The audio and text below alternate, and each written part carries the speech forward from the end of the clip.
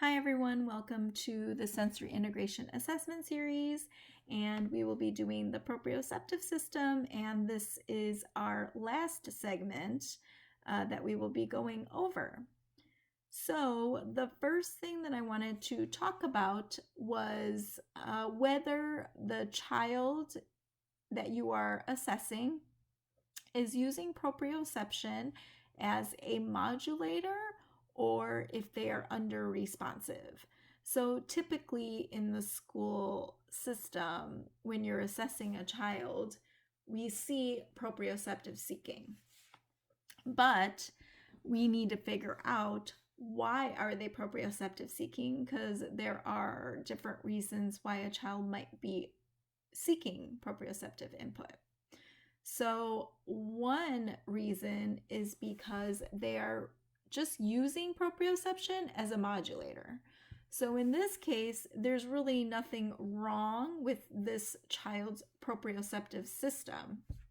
They are just proprioceptive seeking because they have difficulties with other defensive behaviors from other systems, such as tactile defensiveness or auditory defensiveness. And what you will see is that they will seek proprioceptive input in order to help modulate those sensitivities and to help regulate their nervous system. So that is one piece of proprioceptive seeking that you might see in the school districts. The other, which actually is a problem with their proprioceptive system, is when a child is under responsive to proprioceptive input. So proprioception, what is that? First of all, it really is sensations or input arising from the muscles, joints, tendons, skin, and fascia that give us information about body position and movement of body parts. So if you have a child that is under responsive to proprioceptive input, what ends up happening is as the input is coming in, it's just not quite enough input from the very start. And so their nervous system doesn't get adequate feedback during muscle activation, which ultimately ends up impacting their motor skills. So that's what we will be talking about a little bit more. When we are assessing children, what are we looking at? So if a child has difficulties with their proprioceptive system, you might see that the child is breaking toys very easily or has poor gradation of force, either too light or too heavy. The other thing you might see is that the child seeks excessive amounts of proprioceptive input. And so this is where you would have to really take a look at why is this child seeking proprioceptive input. So if the child is not tactily defensive, then the child might be seeking excessive proprioceptive input because they are under responsive to that input. And so that goes along with the discrimination of proprioceptive input at the muscle receptor.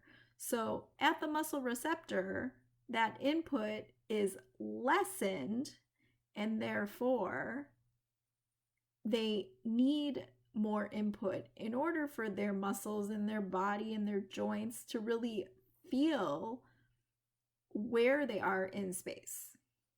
And so that's why they're seeking extra input or more input than what you would typically see.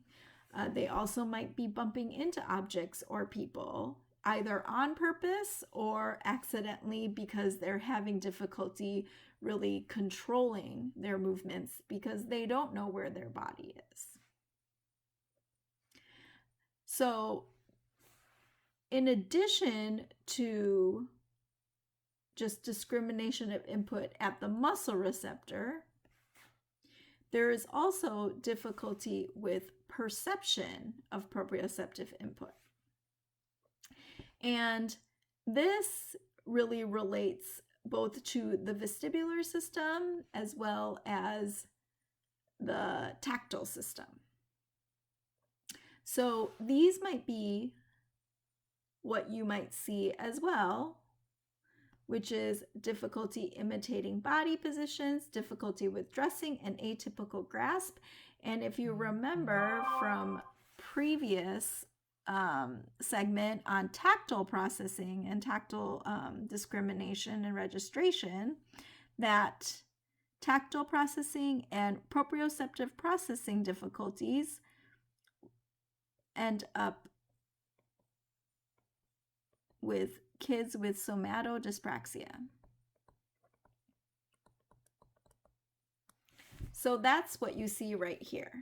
Okay, so if you're seeing that the child is having difficulty with dressing, with body positions, with atypical grasp, and like I said, when you're doing the assessment, you find out, yes, this child does have difficulty with their proprioception as well as their tactile processing, then they have somatodyspraxia.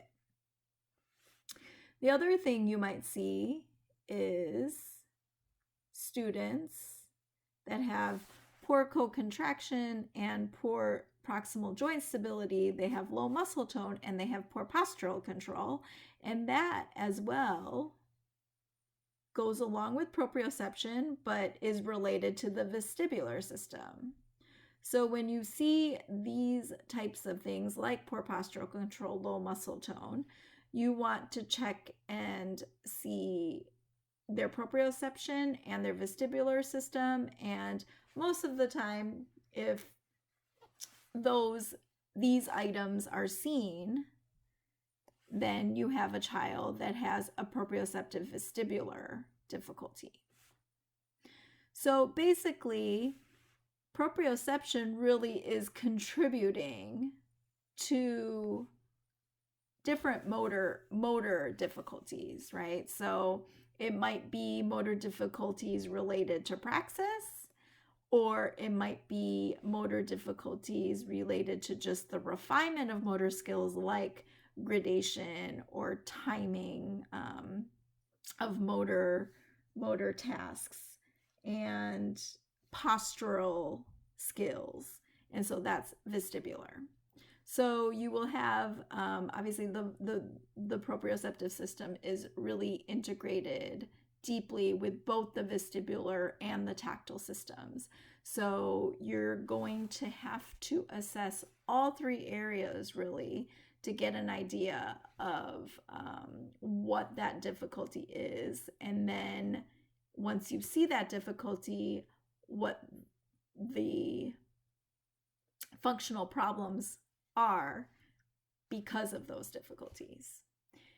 And the last area that I would assess would be just clinical observations to get an idea of just the more pure proprioceptive system and kinesthesia. So you can do finger to nose. Kids who have poor proprioception will have a really difficult time just knowing where their nose is and having a difficult time touching their finger to their nose accurately, especially with their eyes closed. Schilder's arm extension test, when you have them close their eyes, usually if they have difficulty with their proprioception, their arms will drop because they won't really know where their body is without using their eyes to kind of monitor that. And slow ramp movements, the child will have a difficult time with the timing and following the person in front of them exactly during the movement, because they know that we're doing just like a rainbow movement, right? Like just lifting our arms up to the top of our heads, but they won't know how to time it just the same as the person in front of them if they have difficulty with their proprioception. And then static balance, or balancing on one leg, it will be much more difficult for them to do it with their eyes closed. That really is a good measure of kinesthesia as well, to see if they know where their body is without the use of their eyes. So with the proprioceptive system, basically it's the one system that's really involved in everything else. It's the modulator. So, proprioceptive input is always good, which is why we recommend heavy work. We recommend, proprioceptive type activities to help organize, things like that, because it's just good for the nervous system overall, because it's a modulator, as well as it being the input that helps us know where our body is. So when that input is under responsive from the very start, it already kind of messes up our ability to know where our body is. And then from there, it impacts our motor skills, because the feedback is just not accurate to the brain. So proprioception is it's such an important system overall, and really integrates everything in our nervous system. So that is the end of our assessment series. I really enjoyed talking to you guys and explaining things, and this has been my first time doing it, so it's been fun, and I've really enjoyed it. If you guys would like me to explain anything else with regards to sensory integration, I would love some feedback with regards to that. My email is jnipediatricot@gmail.com if anyone has questions about assessment or about sensory integration in general. And I hope to hear from some of you, and we will hopefully be able to talk about sensory integration again in a different way. Thanks everyone for listening.